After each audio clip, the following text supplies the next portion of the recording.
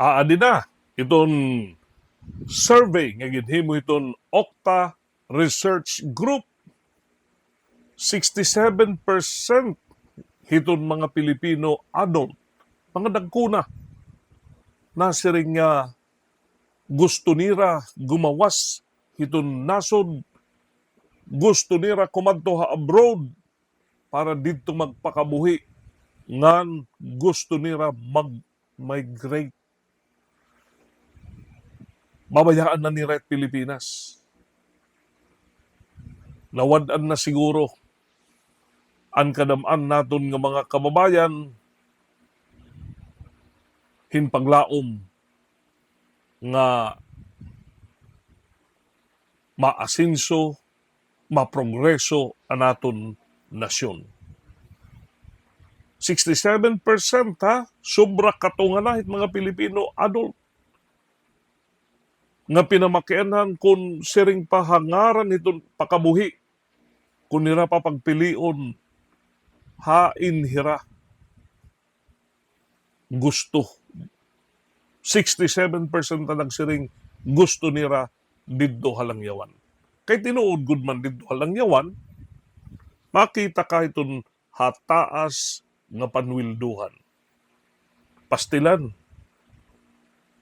Kung dinhi tatanding nato na Pilipinas, harayo, rayuan. Kabulig pala didto hagawas. It nga sinisiring nga domestic helper, dinhi kanan mga sweldo na hin executives o mga managers. Ngan it sinisiring nga standard of living. It sinisiring nga economic stability. Kaya manit mga importante para hiton nagpapakabuhi o nagtatrabaho.